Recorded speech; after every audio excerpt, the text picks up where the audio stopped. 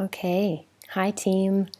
I wanted to just reiterate how nice it was to meet you all this morning. I had a really lovely session with you, and I wanted to apologize for not completing this lecture in the allocated time. I spoke with Ron about it later, and he was really encouraging of the idea to put some recorded lectures like this up on LMS for you guys to watch in your own time so that we can make our sessions together a little bit more of a discussion. So then at least you've got the material and what I say to utilize at your leisure, at your convenience.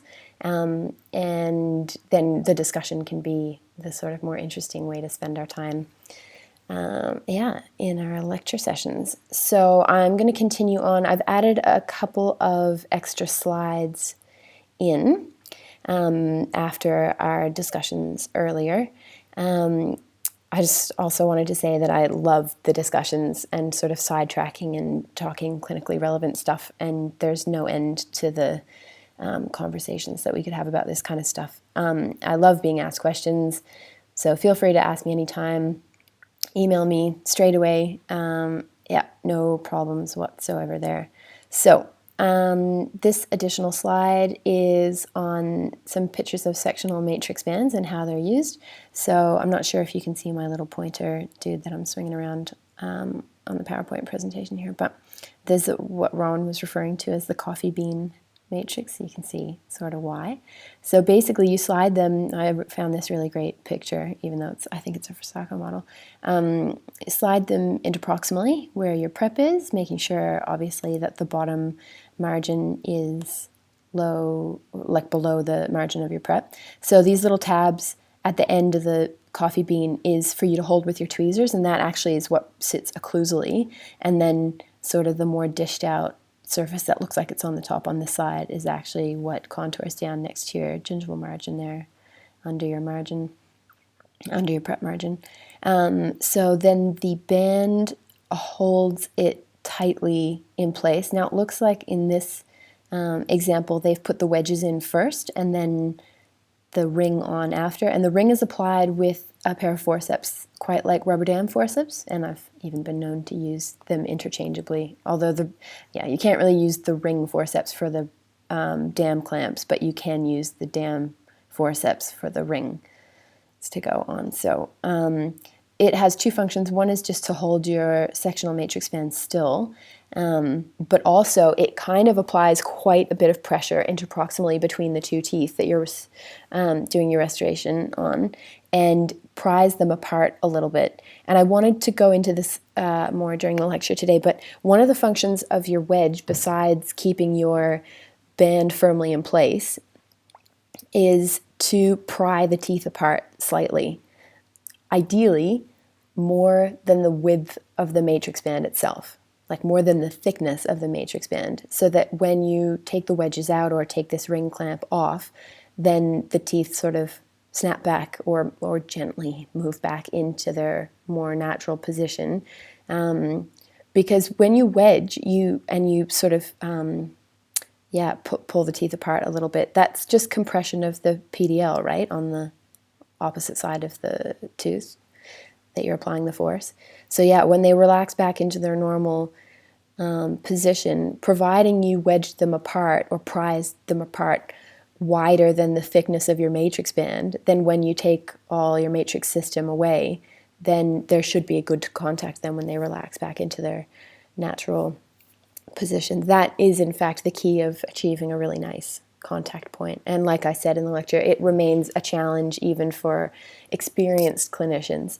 Contact points are super difficult, but super important as well, because if you don't get a good contact point, you end up with a food trap. And food trapping, as you know and can imagine, is a high risk location for caries and perio problems. Not to mention how annoying they are. I don't know if any of you have a food trap, but I've got about 4 of them in my mouth. It's like one in every quadrant, and you end up having to carry floss or pixers on you all the time. So this picture down the bottom is showing that you can stack the rings on top of each other. So that if you imagine you had your rubber dam on, like in this picture up here, you've got your rubber dam on, clamps facing, the bow of the clamp is facing posteriorly, and then you can put your ring, your sectional ring on. This is called a G ring. We can call it a G banger. So yeah, you can stack them on top of each other so that you can do mesial and distal at the same time. So the alternative to a G banger is a V banger. And these are kind of like new fancy little thing, the kind of thing that will be spruiked at conferences and conventions and that sort of thing. But this is actually a really amazing modification that they did to the G ring system.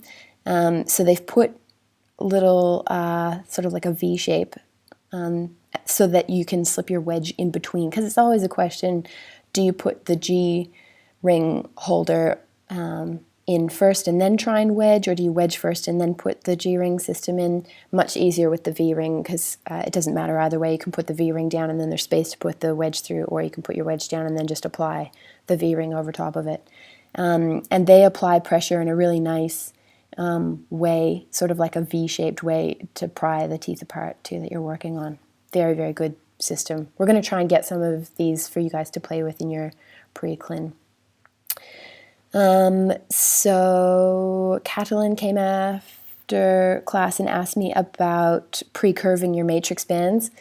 Absolutely, it's something I do routinely when I'm using a straight matrix band, but I just wanted to show you these pictures. These are, I used to refer to these as pre-curved matrix bands, but they're called contoured matrix bands, and they're not only contoured in this direction, but they're also contoured, you know, in my little demonstration or drawing on the board about how you burnish a straight matrix band to try and get it wider right at the point where you want a decent contact point, which isn't at the top occlusally of your prep. It's a little bit lower down. These are just the best tool I've ever used.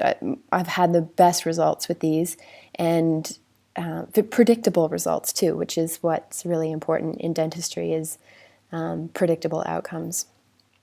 Also, my students in Ballarat didn't recognize the difference between a contra-angle and a universal Tofflemire holder, so I wanted to show a picture up here.